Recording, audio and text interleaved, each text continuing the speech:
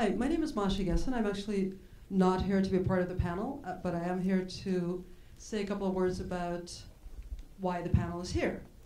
I'm a member of the Board of Trustees of PEN, and I'm supposed to tell you that PEN has about 4,000 members.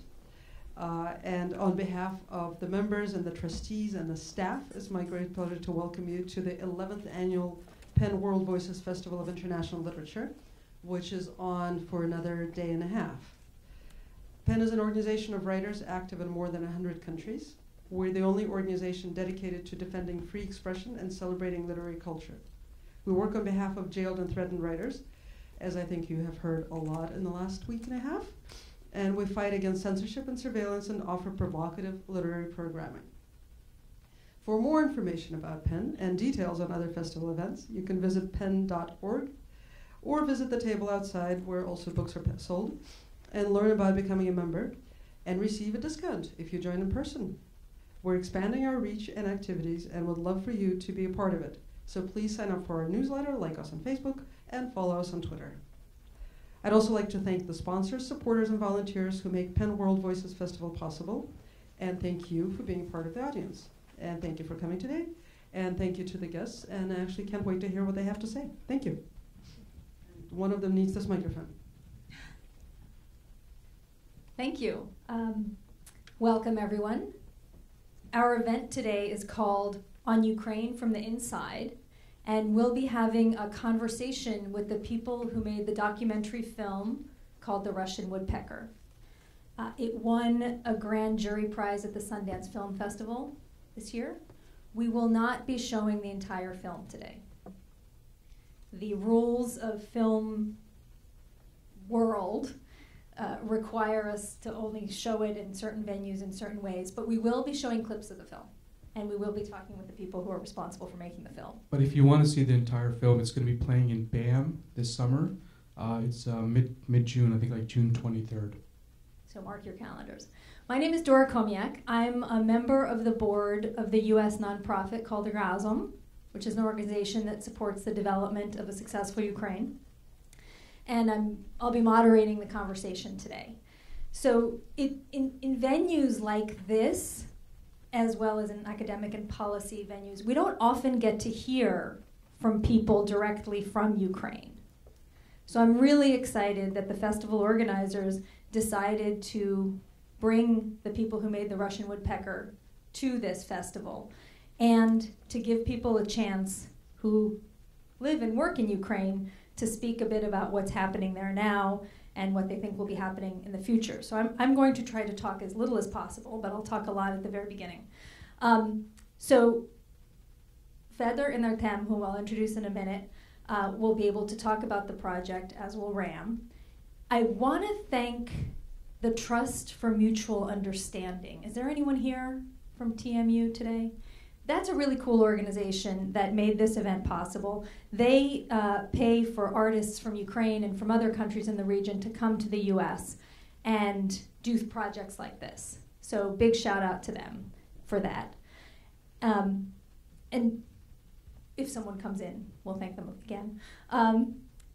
When I spoke with Jakob, who's the festival director, and asked him, how did this come to be? Why are you showing this film? He said that given the importance of Ukraine in the world today, he couldn't imagine doing the festival without having some venue to talk about this incredible hotspot in the world right now, and a place which has ramifications much broader than just that territory. So in the PEN tradition that Masha was talking about of celebrating and defending arguments with others, we really need to include voices from Ukraine in this conversation. There's a lot of work to be done and a lot of work for artists and writers to do in it. So to give a bit of background about how will today run. We will show a couple clips from the film throughout our conversation. Until about 6:20, we'll be having a conversation up here. Ali will be translating. And then at about 6:20, we'll open the floor to questions, so get your questions ready. Okay? Before we have a lot of stuff to cover, so if everyone could just take a moment and make sure their phone is turned off. I left my bag over there, so if it starts ringing, that's my fault. Make sure your phone's off. Okay, Thanks. So just a few words of introduction of everyone in the context of the conversation we'll be having today.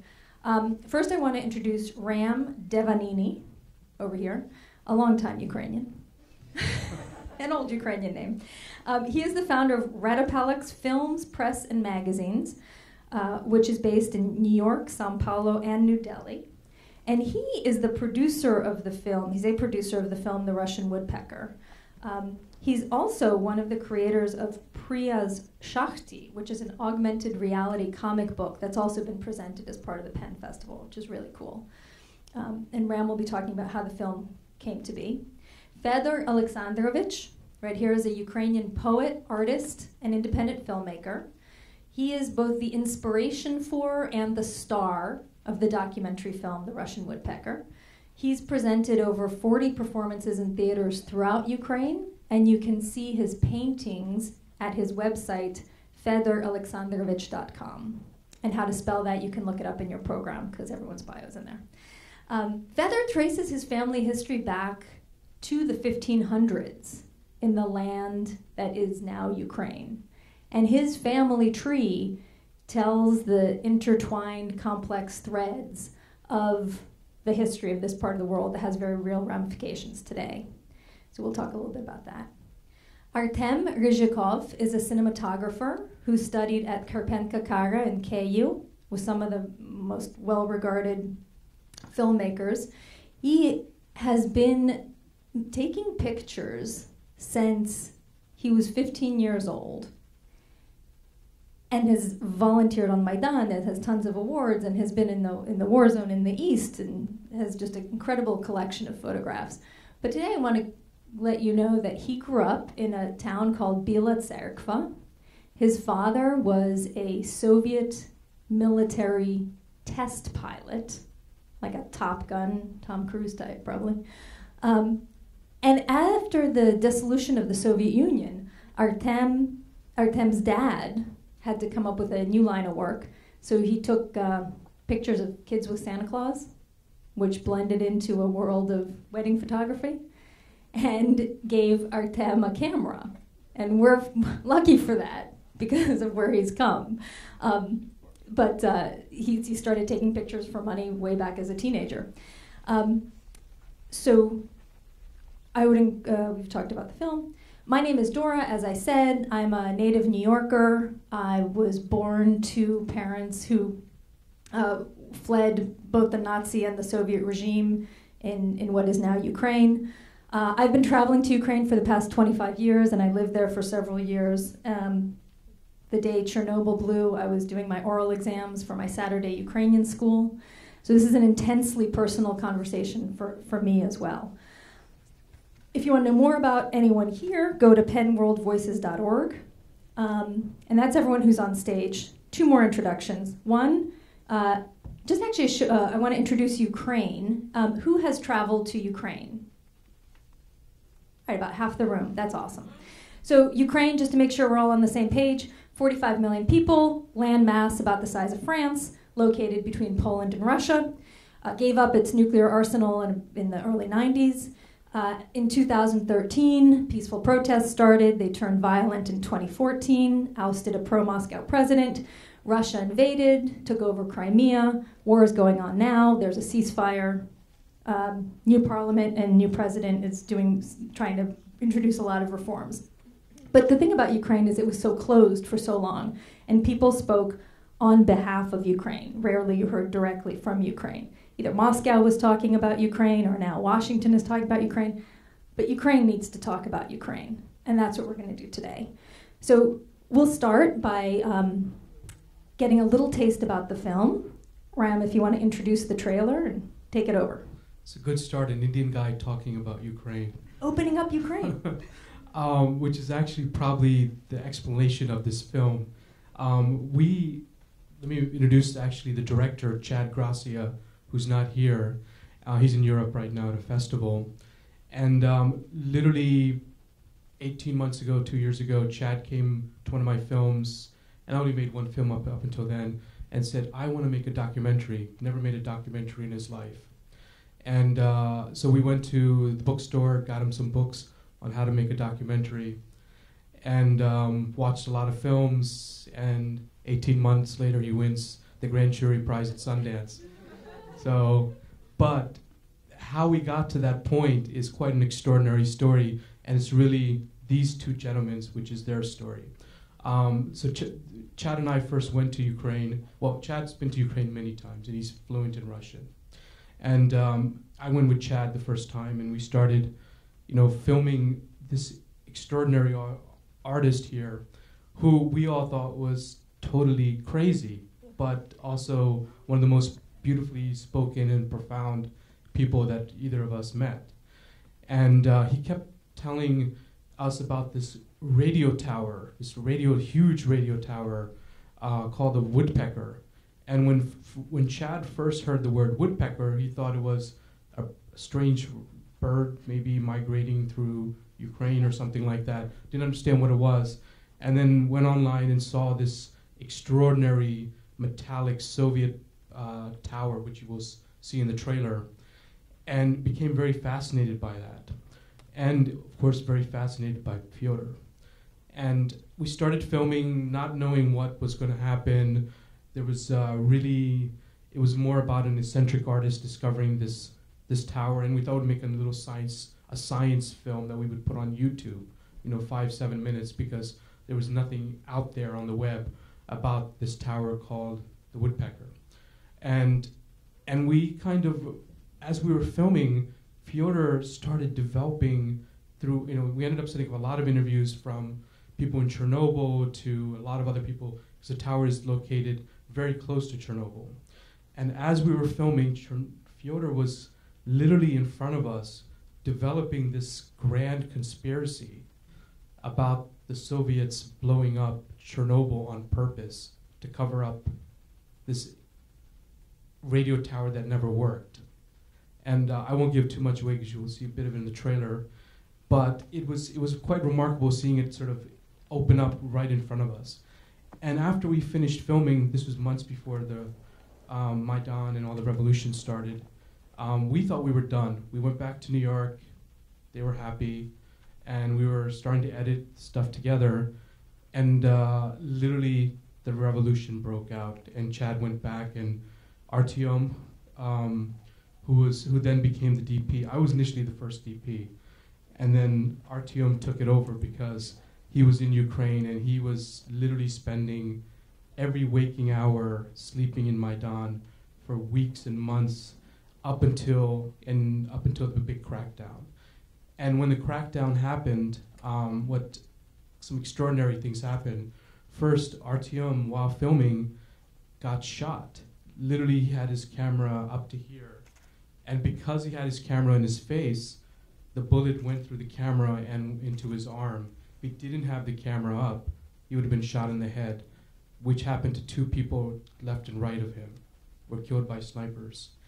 And that sort of brought this movie, and for all of us, into another level. And I came back later and started filming with them again.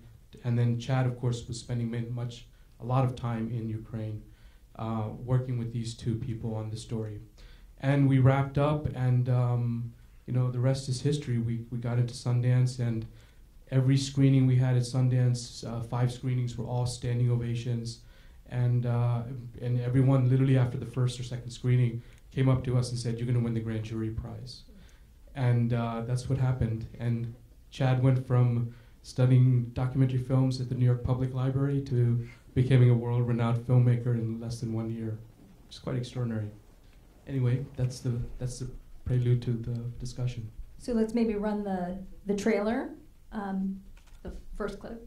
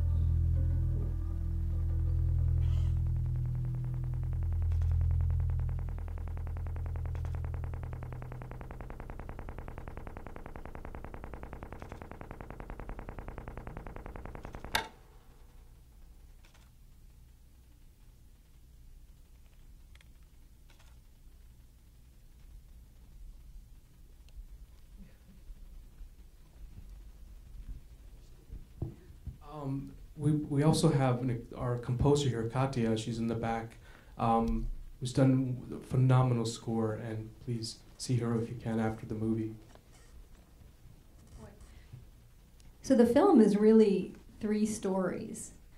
It's a story of Chernobyl, a story of Maidan, and a story about each of you. Тобто 3 фільми є фактично про Чорнобиль, про Майдан і про вас, переплетені. And it came together much like the Maidan. You didn't know each other, and you, like, it started as a 7-minute YouTube video and kind of like an anthill. You guys came together. If you could talk a bit about, from your perspective, how did it come to be, to counter what Chad said? Просто як вам, з вашої точки зору, як склався фільм? Чи він як мурашник, як Майдан фактично? Ви знайшлися і склали? Перекладати, не знаю, як... питання зрозумів, дякую. Як склався фільм, то є така відома фраза, яку сказав Альфред Хічкок, that is in film is director God, in the documentary film God is director. So Alfred Hitchcock said, yes, this quotation. І тому нам пощастило, але нам пощастило зустріти Чеда, нам пощастило зустріти один одного, і нам пощастило жити нам не пощастило жити в дуже цікавий час. So we were lucky to meet each other, we were lucky to meet Chad, and we were unlucky to live in a very interesting time. Тому що часто китайці кажуть, що бажають жити в цікаві часи ворогу. So the Chinese often say that you wish your enemies will live in interesting times. Я думаю, що для того, що є що згадати, то дійсно це є таке. Особисто для мене це фільм, це не є фільм, це є пригода, яку ми починали разом з Федором і яку продовжували. Ця пригода спочатку в Чорнобилі, потім на Дуге, потім на Майдані, пригода з цікавими старими людьми з КГБ. Це для мене тільки пригода. So for me personally, this wasn't a film, it was more of an adventure. It was an adventure that we started together. We started at Chernobyl, we started at the Woodpecker, then on the Maidan. It was more of an adventure, not a film. І як ви пояснюєте фільм комусь? How do you describe the film in your own words? Ви знаєте, то фільм, який потрібно пояснювати, це не дуже хороший фільм. So the film that must be explained is not a very good film. Я думаю, що він сам за себе говорить, і кожен, хто його побачить, він набагато більше зрозуміє про Україну. Я, коли подивився цей фільм, набагато більше зрозумів про Україну і про себе. I think that the film speaks for itself, and everyone who sees it begins to understand a lot more about Ukraine. I personally began to understand more about Ukraine and myself. Для мене цей фільм відчуття України як її бачу і візуально, і психологічно, і якось моє відчуття України. Це є ці кадри з фільму. For me, this film gives a sense of Ukraine, visually, psychologically. These images, the stills, are Ukraine for me. Якщо зробити такий узагальнюючий образ, цей Russian Woodpecker is an iron wall between the communism and Stalinism as the freedom war. Це залізна завіса між сталінізмом, комунізмом та свободним, вільним, демократичним, цивілізованим світом. So this film is an iron wall between Stalinism, communism, and the free world, democratic world. Ця антенна – це символ того. The antenna is a symbol for the iron wall. And just for everyone, has anyone seen the film? Not yet. It will be screening tomorrow at the Montclair Film Festival, and where it's about to win a prize because it screened last night. But that's the antenna. That's the iron wall that was that issued a jamming sound, tuck, tuck, tuck, tuck, tuck, that sounded like a woodpecker, which is why it was called the Russian woodpecker during the Soviet period. That's not exactly what it was. Broadcasting high-frequency waves meant to upset people's mental process. Yes. And the Americans sent one back. It wasn't a failure. It worked. I heard it. We will get to that. And then I want to hear more about that. But just as you're looking at these pictures, that's what that is. So, може ви б могли прокоментувати, як то, що ви винайшли, як воно вкладається в історії взагалі України?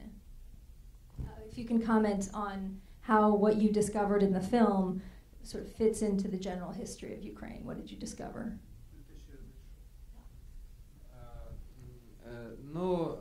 Ви знаєте, коли знаходиш такі речі, ти розумієш, що історія, яку ти знаєш, вона не має багато спільного з реальністю, зі справжньою історією. When you find things like this, you understand that the history that you know has very little in common with reality, of real history. Бо реальна історія, ти вчиш в школі часто абсолютно якусь брехню, якісь речі, і коли ти знаходиш правду, вона приголомшує, і вона набагато трагічніша, ніж те, що ти знав. What you study in school is often full of lies, and when you discover the truth, it strikes you because it's much more tragic than you thought. І для мене, звичайно, це, що я знайшов, це трагедія, бо вона показує людину і людство з дуже некрасивої якби, сторони і боку. І я розумію, я завжди вірю в еволюцію. І ми починали цей фільм, щоб довести, що немає ніяких конспірологічних теорій. So for me, this film, what we found in this film was a true tragedy because it shows people and humanity from a very tragic side. And I've always believed in evolution, and we actually started this film with the intent of proving that there was no conspiracy. І бачимо, що зло завжди повертається з різним обличчям, але це є зло, і воно повертається з боку Росії. And we see that evil always returns, albeit in different forms, it's still evil, and now it's coming from Russia.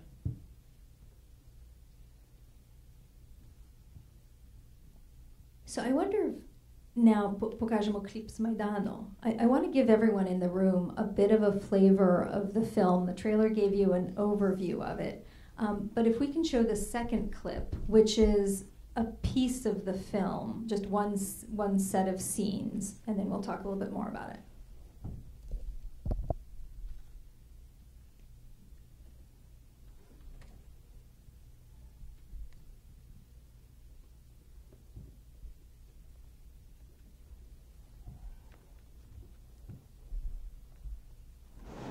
Пытаюсь уговорить, по крайней мере, солдат, не использовать насилие.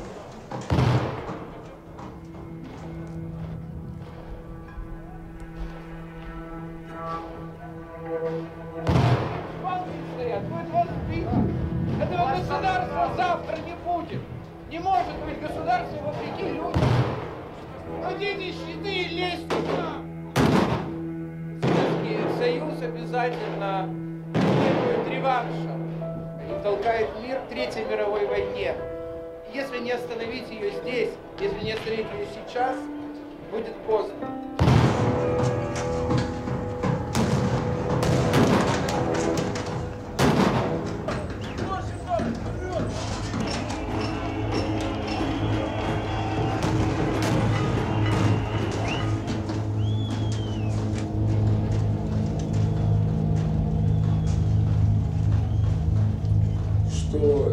Революционеров и людей, которые умеют бросать коктейли Молотова, в революции есть. Бросать коктейль Молотова хорошо я не умею. Я не умею. Я думаю, что все наши силы мы должны направить на фильм, который должен прославить Украину. Новую Украину.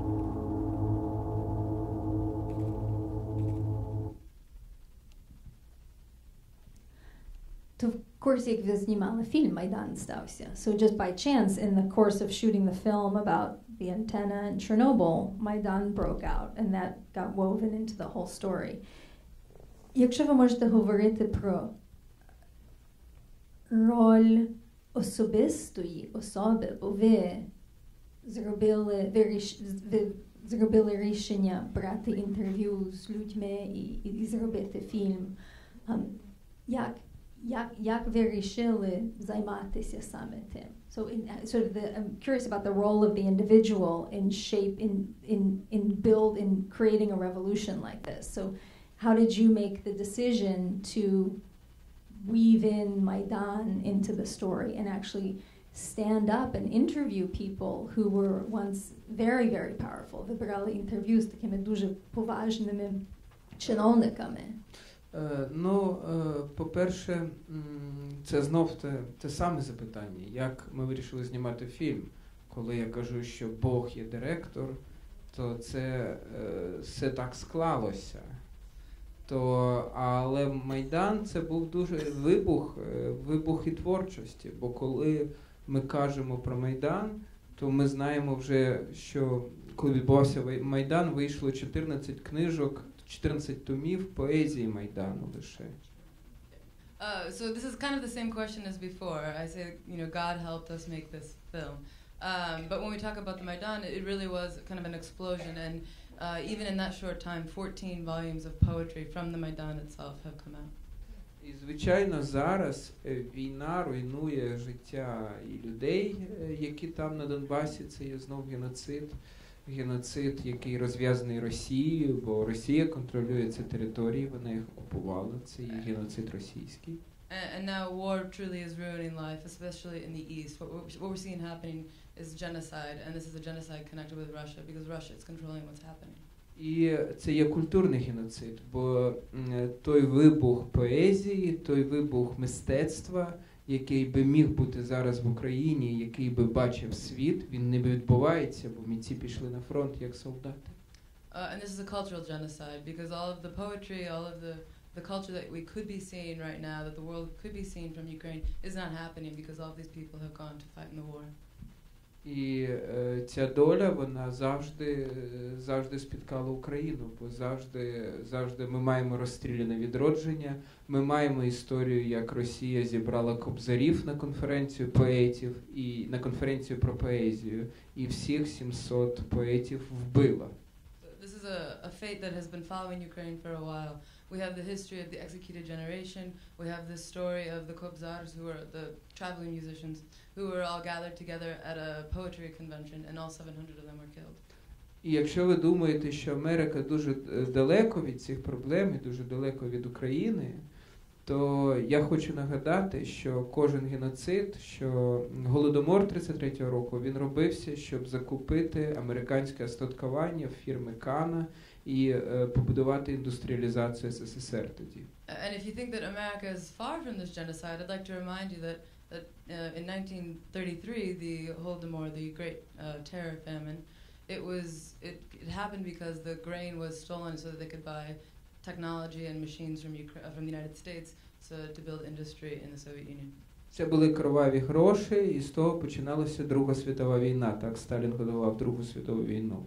It was bloody money, and that's how World War II started. That's how Stalin started it. І зараз ця війна на Донбасі, яка йде, вона вигідна, дуже вигідна олігархам, російським олігархам. Вони отримують прибутки. Now the war that's happening in the Donbass is very, very convenient, very good for the oligarchs because they're getting great profits. І ми бачимо, які чудові апартаменти і красиві будинки будуються в Нью-Йорку, де живуть лише російські олігархи. And we can see what beautiful buildings and apartments are being built in New York where only Russian oligarchs live. І ці кроваві гроші, які зараз циркулюють в економіці американській, вони руйнують Америку зсередини, вони руйнують ідеали демократії. The bloody money that is now circulating within the American economy is ruining democracy from the inside.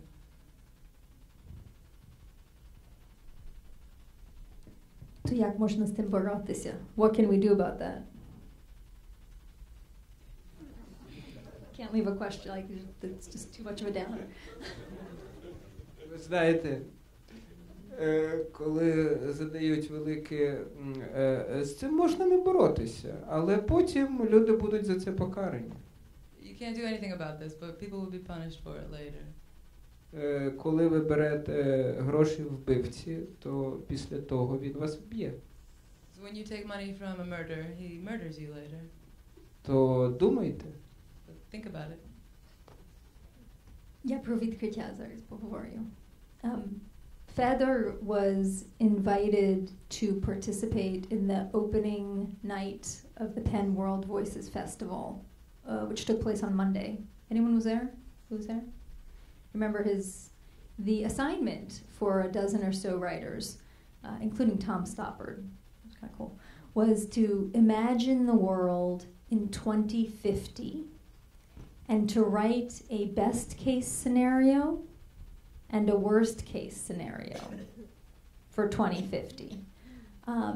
And Fedor, if I will цитувати трохи, said that the language of dystopia is Russian and the language of utopia is Ukrainian, and read a piece in Russian and a piece in Ukrainian that he had written, both original works. And in one of them, я не маю цитати тут. I had in one of them he talked about something called the circle of death. То якщо можете трохи говорити про коло смерті, how lies. Так. Це така формула. Формула пов'язана. Це дуже було для мене складне. That is very difficult for me. That is to idea of dystopia to utopia. The utopia is very quickly. That is only 10 minutes, and I have write dystopia. Yes, it's begin. And utopia, that is so difficult. I must search and I must found the national idea of Ukraine. And I can not found maybe, but found that is soil, that is heart. And what you do you as the Russian soil is Ukrainian soil. Is more Ukrainian writers you do you as Russian. That is Ахматова, Чехов, Зощенко, more. І тоді, коли я більше 2 місяців думав, щоб написати утопію. So it was much more difficult for me to write the utopia than the dystopia, and it took me. I wrote the dystopia in 10 minutes in Russian, and the utopia took me more than 2 months. І я розумію, що утопія це шлях, завжди це шлях кудись. And I realized that utopia is always a path. You're on the direction, on the way to somewhere. Як сходи на небо. Like stairs to heaven. А все ж таки зло це є якийсь цикл, це є колесо, яке повторюється. But evil is a circle. It's a circle that never ends. І формула цього циклу для мене в цій утопії була така, що війна породжує гордощі. So for me, the formula for this dystopia was that war breeds arrogance. Гордощі породжують брехню. Arrogance breeds lies.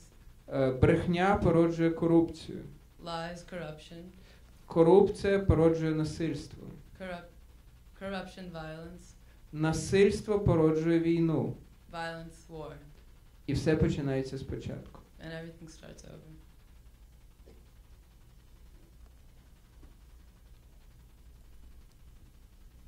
І, власне, в фільмі видно, як ця невидна цикл існує в тих людей, що ви брали інтерв'ю. And as you watch the film, you see interviews with people who were highly placed party leaders who controlled parts of Chernobyl and so forth. And you see how how visible and invisible at the same time this cycle is. One particularly chilling scene for me that's in the film is television footage of the town of Pripyat being evacuated. And with the English subtitles, how the Communist Party has this sorted. And it just strikes you as how pervasive all the lies were. And then you hear about the monuments to how people had to live in these two-faced worlds. And then you hear about the monuments to Stalin opening up now, and the commemoration of the Second World War that's happening now in Russia, and how that's being done. it just I wanted us to talk a little bit about corruption and how it's seen. Якщо можна трохи про корупцію коментувати, як ви його бачите і...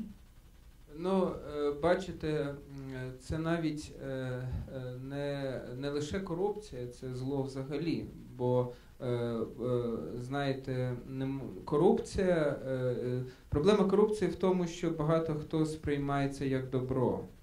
Ну, проблема зла в тому, що коли ти починаєш сприймати зло як добро. So it's not so much a problem with corruption, it's a problem of evil. The main problem with corruption is that many people begin to perceive it as good. And the problem with evil is that проблема зла в тому, що ти не починаєш не відрізняти зло від добра і починаєш зло сприймати як добро. The problem with evil is that it's impossible to distinguish from good and you begin to see the two as the same. Але є дуже прості речі. That is very simple things. I arrive here now. I born was in the time of Holodomor. My grandmother, the Baba Tanya from Chernihiv, have more kinder. And when had more what? Children. I'm sorry. When begins the Holodomor, they have two children. And one of these children deaf. And mother and another інша дитина з'їли того, що хто помер. Okay, so the mother and the other child ate the child who had died. А друга ця дитина, яка їла з моєю прабабусею цю дитину. So the other child that ate the child was his great-grandmother. Її застрелили радянські партизани. Під час війни зайшли і вбили просто в школі. The Soviet partisans during World War II shot her. They just came to school and shot her. А потім, після цього, після голоду, і перед війною, моя прабабуся народила ще 3 дітей, із яких один помер, а 2 дожили, і це вже моя бабуся та її брат. So after the famine and before the war, his great-grandmother had 3 more children. 1 died, and the other 2 lived, and that is his grandmother and her brother. І цей голодомор було вчинено, щоб купити американське остаткування. And the Holodomor came about because the Soviets wanted to buy American machines. І це вже є корупція. This is corruption. Но багато людей казали, добре, Радянський Союз купує в нас машини, ми нічого не повинні знати про те, звідки в них гроші. Many people said, great, the Soviet Union is buying our machines. We don't need to know anything about where they're getting the money. Но потім починається війна. And then a war began. Зараз в Америці російські олігархи купують квартири і ведуть справи з американцями. І починається Балтимор і Фергюсон. Now we have Russian oligarchs spending money, doing business in the United States, and then Ferguson and Baltimore started. Тому що корупція породжує насильство. Because corruption breeds violence. Насильство породжує війну. Violence breeds war. І в цьому колі, коли ви починаєте грати за правилами корупціонерів, за правилами зла, і ви граєте свою роль, і ви пройдете цей шлях, який, не дай Боже, знати те, що все життя пам'ятала моя прабабуся, як вона їла власну дитину. And so when you begin playing in this circle of corruption, it has its own logic, and you begin to play by its rules, and then God forbid that you would come to know the terror that my great-grandmother knew when she ate her own sister.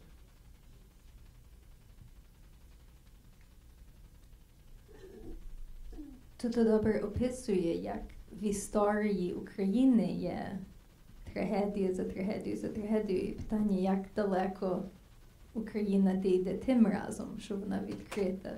Я не кажу Україна, світ. Я кажу, що це все пов'язано між собою. I had made a mistaken point that the sort of the tragedy of the history of Ukraine keeps repeating. Це не трагедія України. Це є трагедія світу. Це є спільна для нас трагедія. This is not the tragedy of Ukraine, this is a world tragedy. We share this tragedy. Бо якщо ви пов'язані з тим, якщо в вашому житті нещастя, це тому, що зараз на Донбасі помирають люди. Це не є так далеко, бо ці гроші з Донбасу зараз працюють в Нью-Йорку. If your life is not happy now, it's because of what's happening in the Donbass. It's not that far. The money from these oligarchs, it works in the United States. Світ маленький, і всі ми є люди. І те, що росіяни зараз нещасні, вони погноблені злочинним режимом російським. Це багато народів. Немає такого народу Росія. Там сотні різних народів, які пов'язані у імперію зла. The world is small and we're just people. And if the Russians are suffering right now under their government, it's because they're oppressed by it. There are many peoples in Russia. There is no Russian people. There are many peoples. І це є проблема всього світу, бо ця імперія має ядерні ракети, які націлені на це місто. І, можливо, цієї вночі вас всіх не стане, і мене також. This is the problem of the whole world, because this is a government that has nuclear power, and their rockets are pointed at this city, and it could happen in the middle of the night that we all disappear.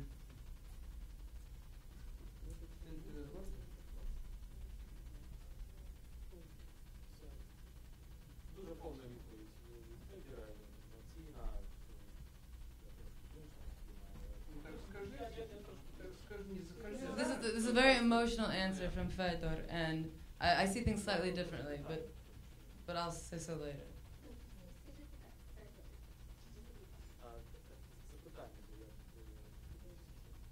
Right, we've gotten into these big issues of evil around the whole world, and I'm trying to... Як ти сприймаєш корупцію тепер в Україні як особистість? Я пам'ятаю корупцію, свою корупцію як культуру з початку свого дитинства. Щоб кудись піти, ти повинен дати гроші. I remember my corruption, as a culture of my childhood. If you want to go somewhere, you have to give some money. Ти хочеш піти к доктору, ти маєш заплатити. Корупційні гроші. Так, If you want to go to the doctor, you have to pay. Ти хочеш вчитися, ти маєш заплатити. Ти хочеш ще щось зробити, ти хочеш поїхати, ти маєш заплатити. І це сприймається як суспільна культура. If you want to study, if you want to go somewhere, you have to pay. And this becomes a culture. І багато хто в Україні каже, що це нормально. Це наша є така культура, це наша традиція. Так, ми трошки такі корупційні. Так, трошки. Many people in Ukraine say, yeah, this is fine. This is our culture. We're like that. We're just a little bit corrupt. Just a little. Це як трошки вагітні. This is like being a little bit pregnant.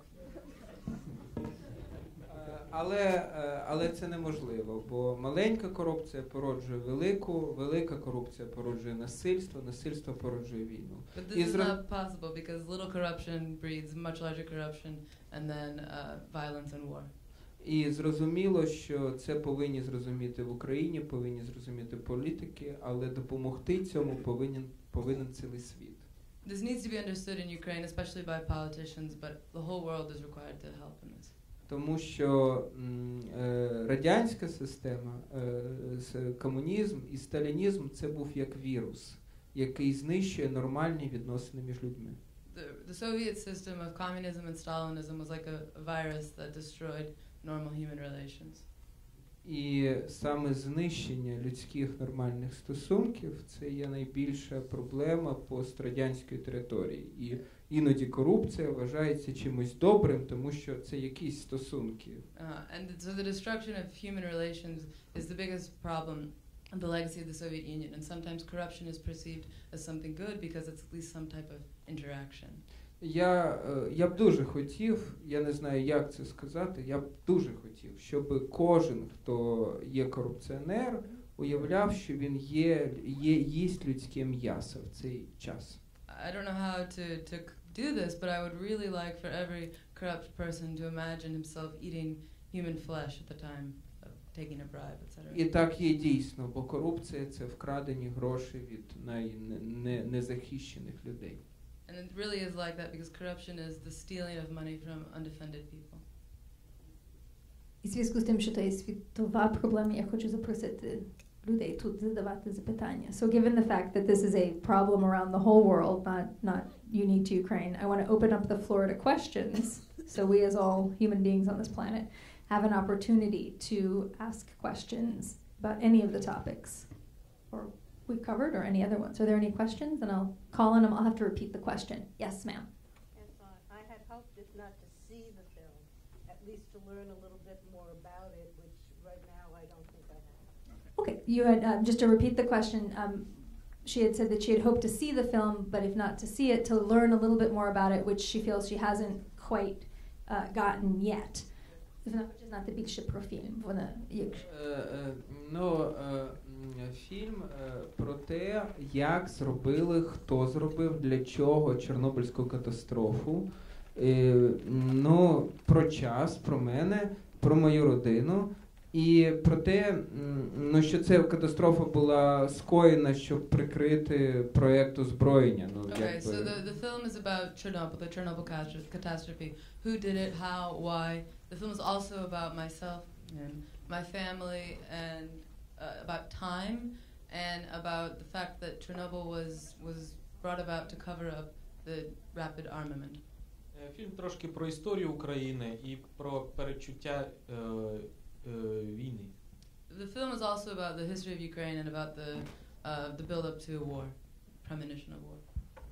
So the hypothesis that Fedor and Artem put forward is that the explosion in the Chernobyl nuclear reactor in 1986 was not an accident, but was ordered by a specific individual in Moscow to cover up the antenna not working the way they wanted it to work. До речі, я хочу ще раз сказати про перечуття війни, тому що ми всі, Федір, це точно, це перечуття війни, він і дуже сильно емоційно відчував. І So I want to, by the way, I would like to add a little bit more about the premonition of war, because we all felt it, but Fedor especially emotionally felt that war was coming. Він казав за рік до цього, що буде війна з Росією. He said even a year before it started that there would be a war with Russia. І як це перечуття війни ми з Федором перетворили на творчість. Ми почали ще до війни знімати інший фільм, художній фільм, називається «Наречена змія», це The Serpent's Bride. So we decided to convert our feelings of this premonition of war into some sort of creative outlet, and even before the war started, he and I began making an art film called The Serpent's Bride. Так, і це фільм про після воєнний стан після ядерної війни, стан після апокаліпсису, як маленька кількість людей починає відновлювати світ. This is a movie about a small group of people that begin to recreate, regenerate the world after an apocalypse, after a war, after some type of nuclear tragedy. І зараз ми цей фільм зняли, і він, як передчуття вже не маленької, а великої війни, починається з Майдану і поступово переходить в ядерну війну, де знищує все людство. But we've made this film, and it starts. It's like the feeling. It goes from the feeling of a small war gradually into a much larger one that destroys all of humanity. And that's all. Just to add to that, that's almost like an artistic counterpoint to the documentary, The Russian Woodpecker.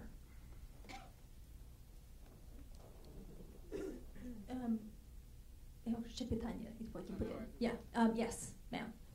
I just want to ask both of them, Artem and Fedor, if they heard about catastrophics in Poland and this catastrophic mentality that many poets, writers, and philosophers wrote about before the Second World War.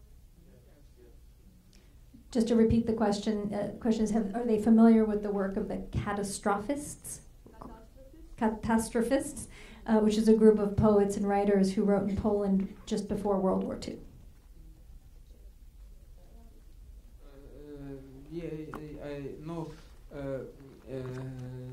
Я думаю, що перечуття війни, як перечуття, воно було і у Франції, не лише в Польщі.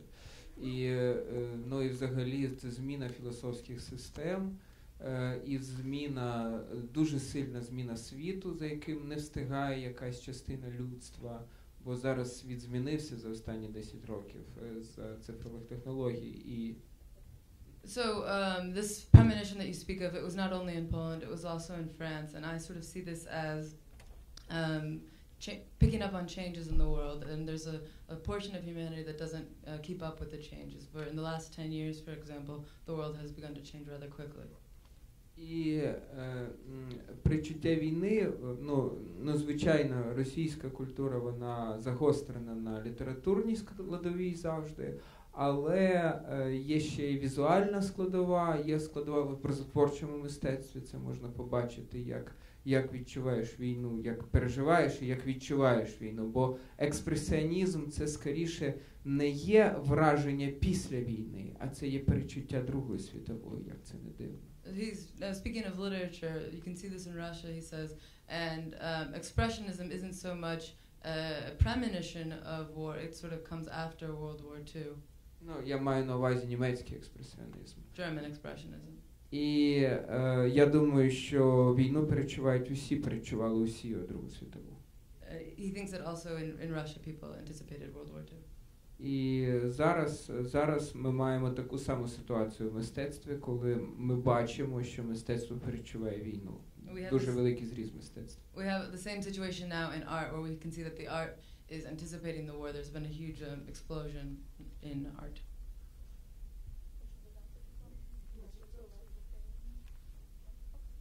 And another question, I saw some, yes. Not a question, but I found it ironic that this week I watched something on Snaga Film called Foreign Affairs, and it's about a company that takes men who can't find wives in America to the Ukraine.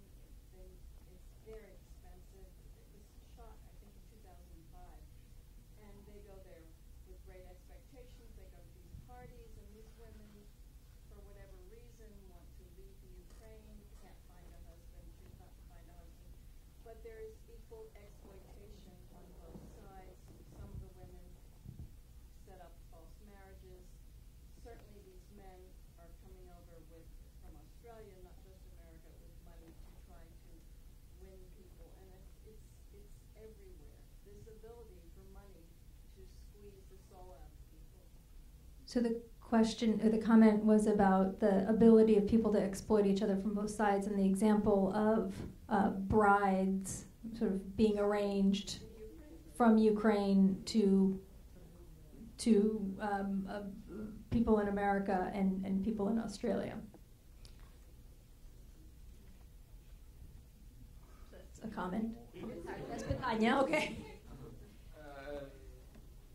That is a very, very old question that has the money with face, and the face for the imperator and soil for the god. That is old question. I think about that the people. Do you understand? I cannot take the blood money. The money must not blood. That is, що людини не повинні торгувати і брати кроваві гроші, які з війни, які з нещасть людських, бо ці нещастя перейдуть до тебе. Це не є нормально ці гроші брати, це просто небезпечно. People mustn't take blood money, not from war, not from other people's misfortunes, because eventually these misfortunes will catch up with you, and it's actually very dangerous. A question in the back. To Fedor and to Artyom, do you have more confidence that the current government of Ukraine will be more successful in reforming Ukraine, understanding that it's preoccupied with a war, but in the long term, with reforming Ukraine than the government that came after the Orange Revolution? So to repeat the question for everyone, for Fedor and for Artem, do they have more confidence in the current administration in being successful in reforms, more successful than the Yushchenko administration after the 2004 Orange Revolution? But not all understand in Ukraine what is it reform. That is the very big question, and now the people understand that is reform when very more money you must give the. На жаль, для того, щоб робити реформи, всі повинні розуміти, що це таке. Unfortunately, in order to actually carry out reforms, everyone needs to understand what that is.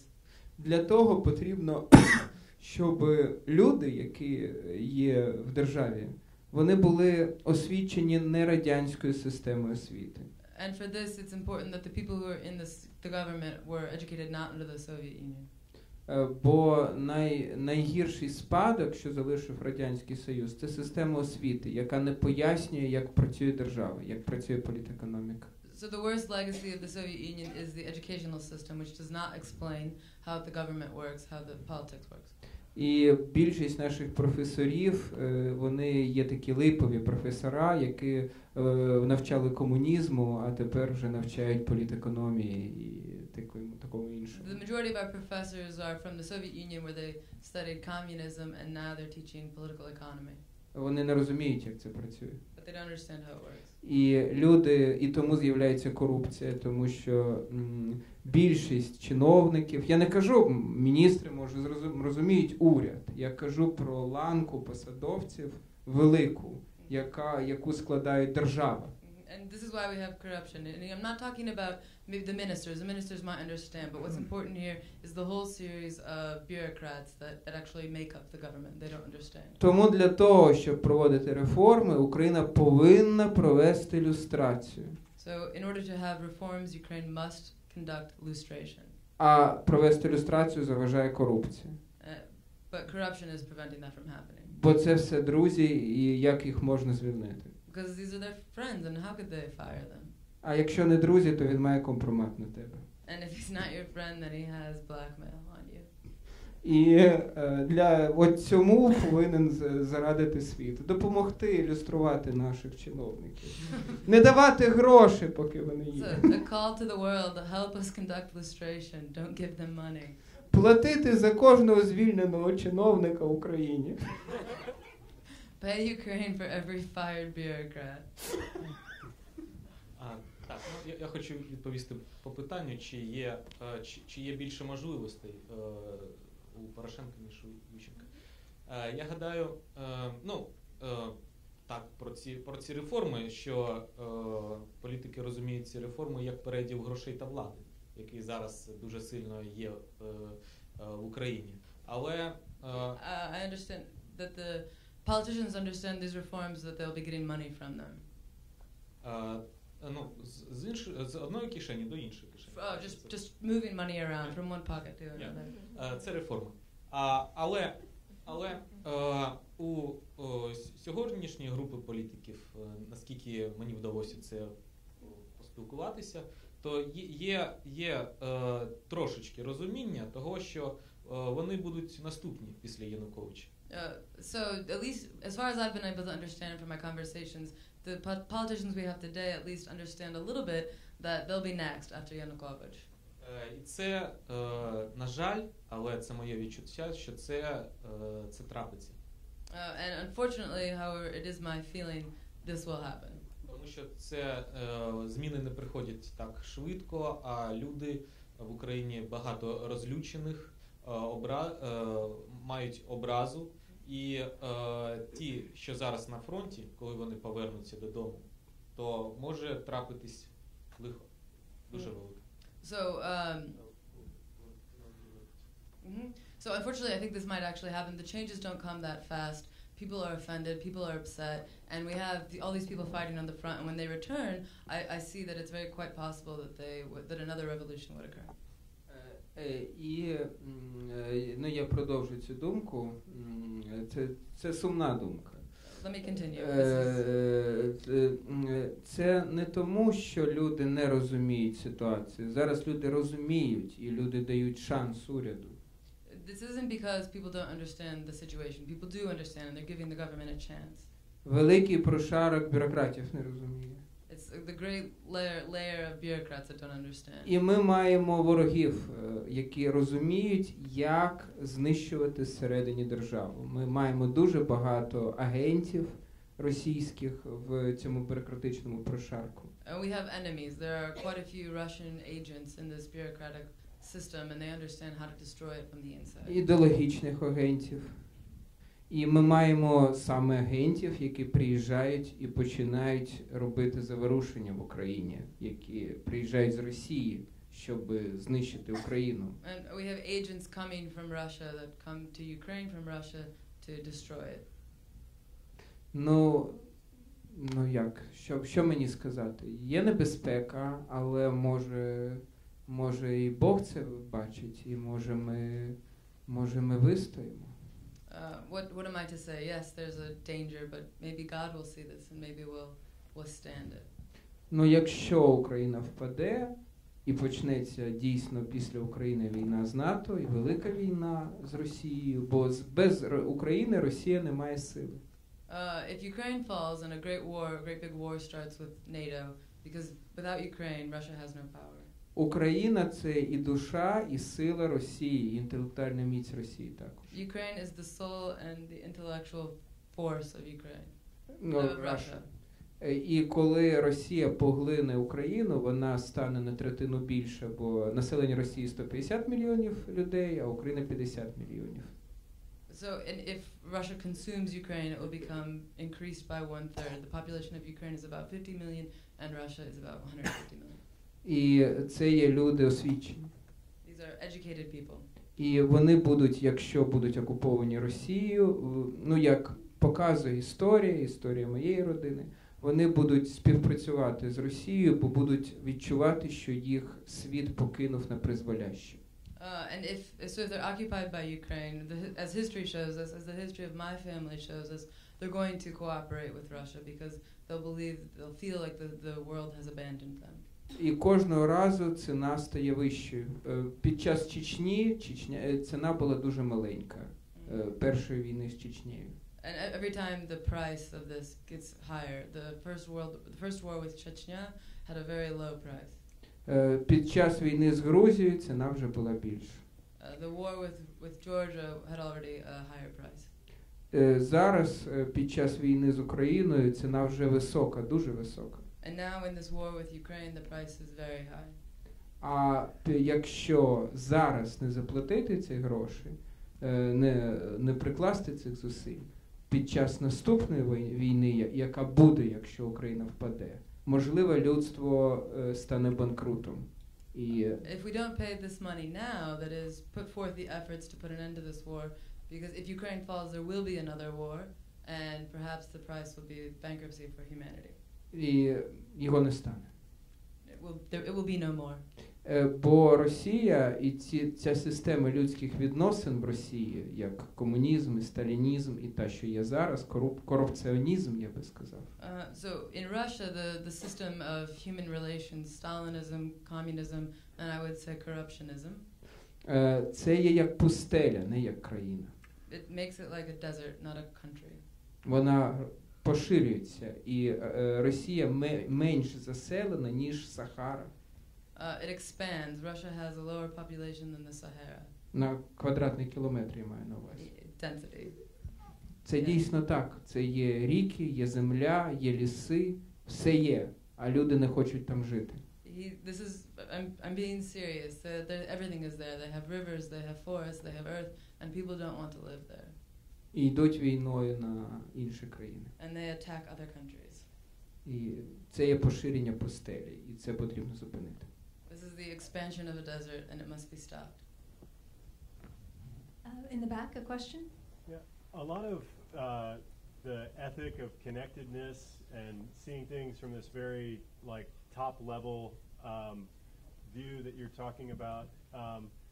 In here, I think it would read a lot as mystical and get forced out of the political discourse or the academic discourse. Is the same true in Ukraine and in Russia? Because it's here we have these odd nodal points like the Russian cosmists, like Nikolai Fedorov, arguing things that are very similar to this in the 20th century. But are you read as more mystical than mainstream political thinking there? The question is there ideas of Fedor's interpreted in Ukraine as more mystical than mainstream, these ideas of connectedness? How is it perceived? I'm condensing a lot. I think that what I speak about not take the blood money, that is mysticism, yes, but not I believe that is evil, that is mysticism. That all ethical system, all humanity system in world, that is mysticism. Why you not kill your night bar? When I kill my night bar, that is very good for me, maybe. But maybe, you understand me, that is mysticism. But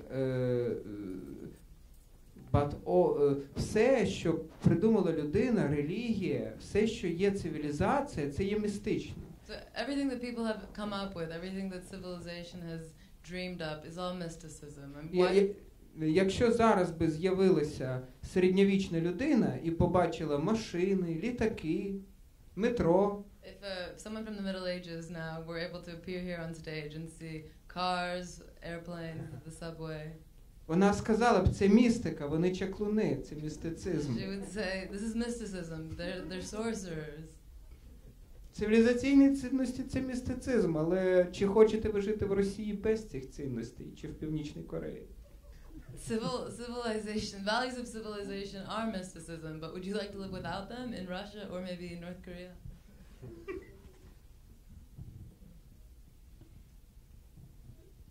Any other questions? Oh. Yes.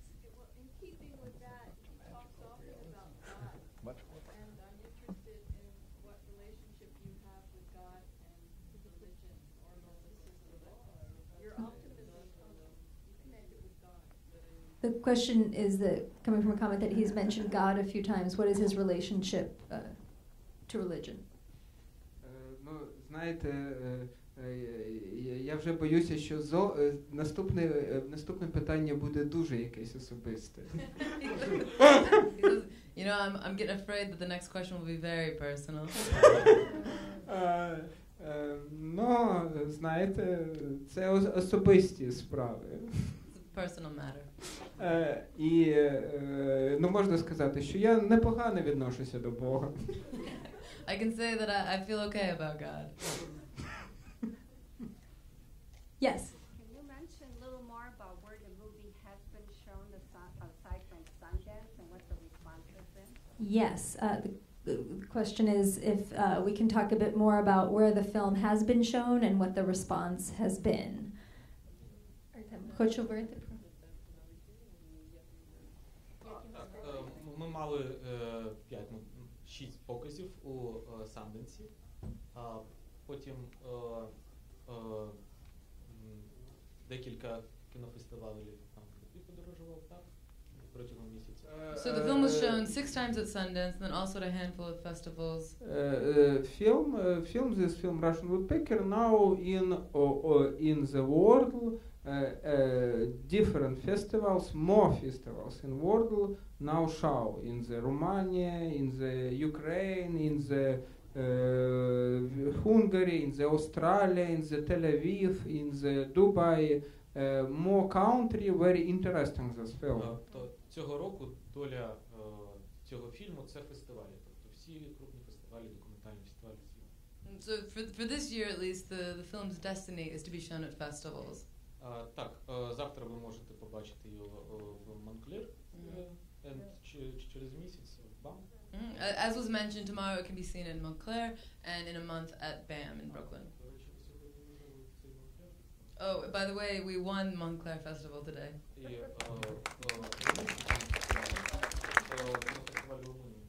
And also one in Bucharest. I think it was also shown in Milwaukee, in Chicago, Minneapolis.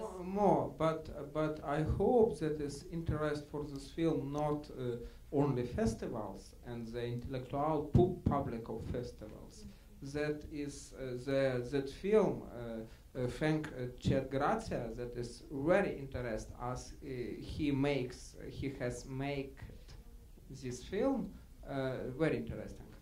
That is new language in kino, in cinematography, and I think that this film changed the world, and all world knew about Ukraine, and all world understand Ukraine. Maybe that is first film which help understand Ukraine for West world. Я зрозуміло сказав чи ні? That makes sense? Так, і про що ми балакали з Федором, так, що наша мета є, головна мета, не так показати тільки фільм на фестивалях, а як зробити як education in a school, тому що ми маємо це сприйняття Чорнобиля, ми маємо радянське. Okay, so as Fedor was saying, our main goal is not just to show the movie at festivals, but it's much bigger. It's to educate people, because as we have this one particular understanding of Chernobyl. That is Soviet understanding of Chernobyl. That is where a full Ukrainian makes the Chernobyl catastrophe and murder and this. Yes. Радянське сприйняття це таке, що самі винні в Чорнобильській катастрофі, яку самі і зробили. А росіяни завжди всім допомагали, як і зараз. So the Soviet understanding, the Soviet interpretation of Chernobyl is the people who are responsible for this are the ones who are guilty, and the Russians, well, they were just helping as always. Як, наприклад, 20 тисяч польських офіцерів, яких застрелили росіяни, то вони також саме себе застрелили, чи нацисти. Just like the 20,000 Polish officers whom the Russians shot, they kind of shot themselves. І як Голодомор, це 10 мільйонів українців померли від час Голодомору. Це така цифра, яка більше, ніж Холокост. 10 мільйонів померли під час Голодомору. He says that 10 million people died during the Holodomor, which is more than died in the Holocaust. І весь світ не знає про це. І таке сприйняття, що і навіть в Україні, що це, взяли люди і померли. Так їм захотілося в цей рік. And the world doesn't know about this, and even in Ukraine there's this sense that people just sort of up and died. Бо Росія вміє покривати свої злочини. Russia is capable of covering its crimes. А я хочу, і я вважаю, що світ повинен, щоб був такий же трибунал, як і Нюрнберзький, над злочинами комунізму і сталінізму і того, що робить Росія в 20-му і в 21-му сторіччі. I think that the world should help in this. There needs to be trials, much like there were in Nuremberg, for the crimes of communism and Stalinism and what Russia has done in the 21st century. Тому що ця ціна, вона починається з Нюрнбергу, бо разом з Ріббентропом повинен був сидіти Молотов на скам'ї підсудних. The price began at Nuremberg because not only Ribbentrop should have been sentenced, but also Molotov. І ми маємо цю проблему зараз. And we have this problem today. Yes. I'd just like to mention that in Washington, D.C. in November, the monument to the Holodomor is going to be exposed and dedicated. And I think that's really good news at the capital of the United States, like what you're doing to get the word out about the Holodomor. So another way that this is being, more people are knowing about it is in the first week of November, a monument to the Holodomor will be opened in Washington, D.C., right near the U.S. Capitol building, actually.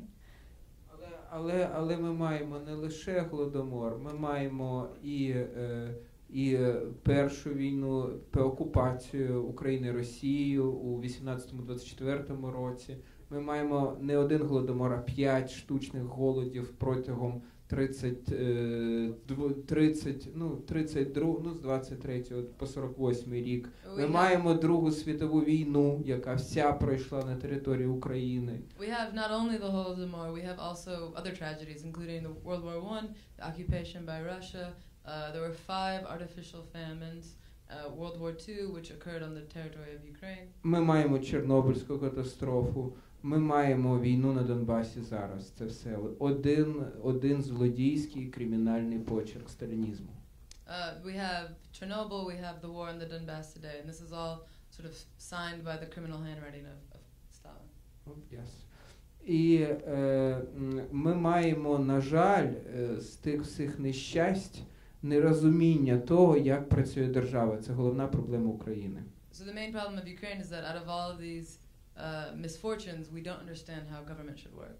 Ніби ми маємо, не знаю, великий будинок, як якийсь український музей, якому працює лише одна кімнатка маленька, якої всі повинні, де щось зберігається, якась частина колекції, але це маленька, погана кімнатка.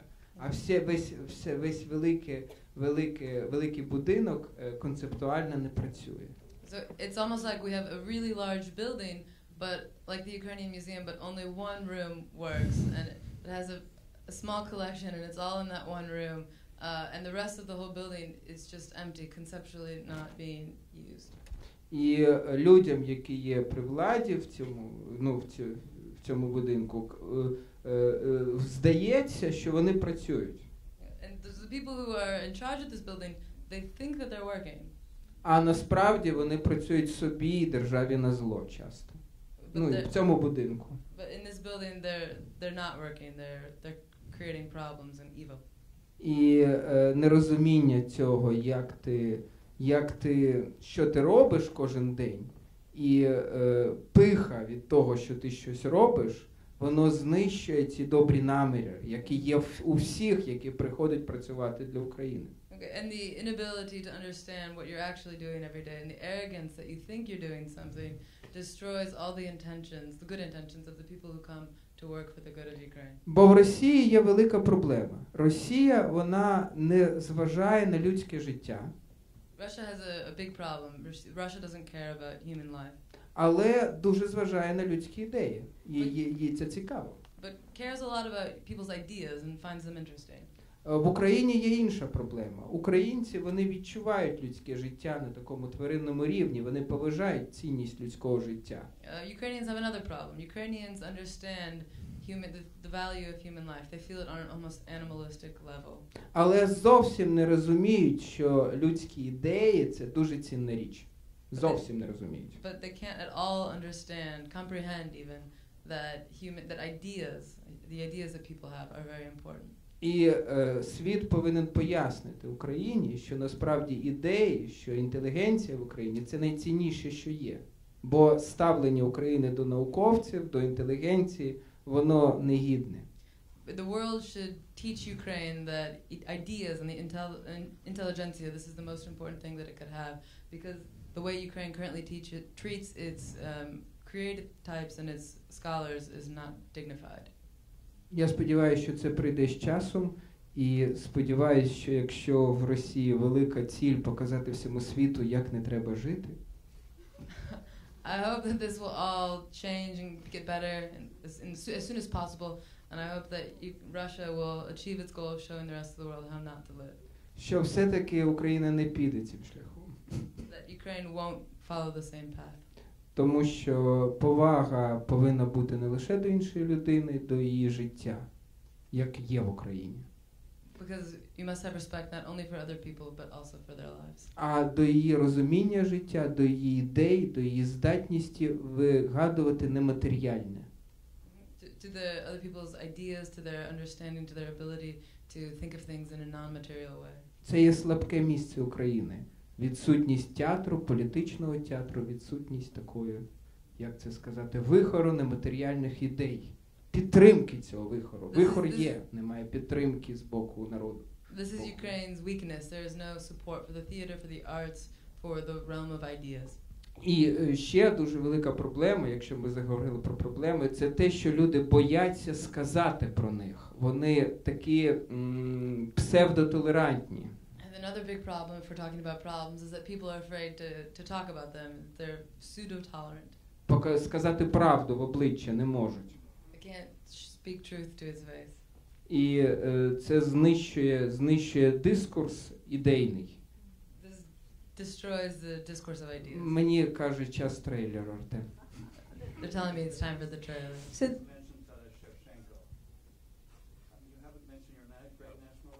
straight up from Ukraine, which is an interesting observation of itself.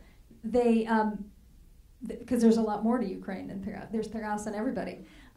One of the things that the guys wanted to share with you today is a teaser of the project that they're working on, that they were working on in parallel to the Russian woodpecker. And it reaches deep into history in the 1200s, and it's an artistic response. It's sort of like they explained it to me as an artistic approach to the same themes that are tackled and presented in the Russian woodpecker. And I think just now, as Fedor was talking about the importance of ideas and the creative class and the intelligentsia to develop a healthy country, a healthy functioning country, here is something, you guys get a sneak preview teaser of a project that they're working on now called The Serpent's Bride. The Serpent's Bride. If we could cue the last video.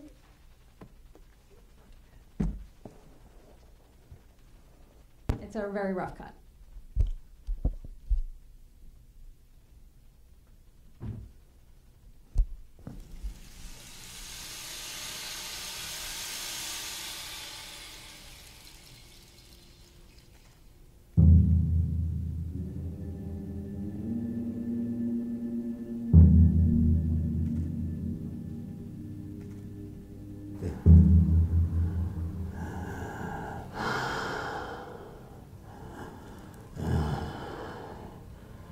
Народжується бурштин, помирає людина.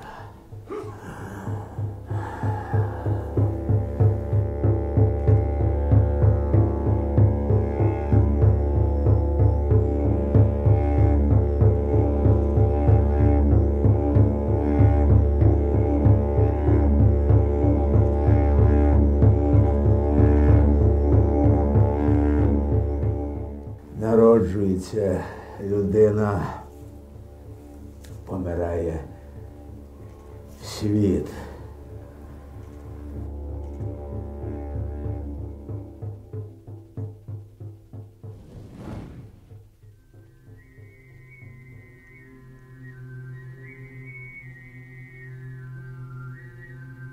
Як народжується світ, помирає смерть.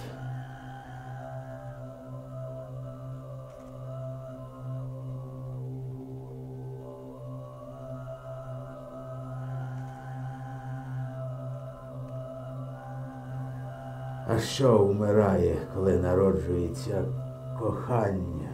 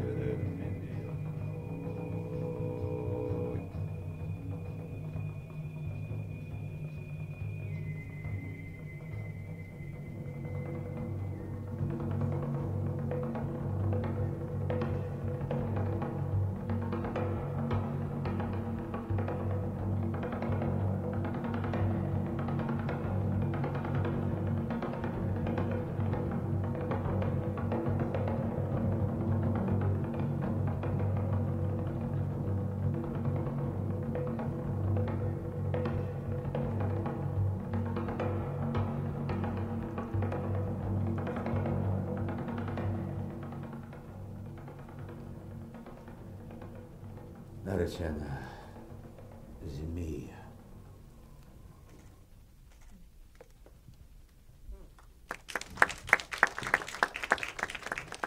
So to find out more about that project, follow these guys on Facebook. To find out where to watch the Russian Woodpecker, go to Russianwoodpecker.com. FedorAlexandrovich.com has canvases that show a lot of the visuals of the themes that we talked about today. And I want to make sure you mark your calendars to view the Russian Woodpecker at BAM the second 2 weeks of June, which the date hasn't been set yet, but that'll be the New York premiere. And I want to thank the Trust for Mutual Understanding for bringing these two artists from Ukraine to New York for us to have a conversation with them today. If you could, we need to leave the room because there's another event happening. But Fedor and Tom, if they could stick around, there's a room over there where the book signing is, and you can ask additional personal questions one-on-one. But please join me in thanking everyone who made this possible, especially these two.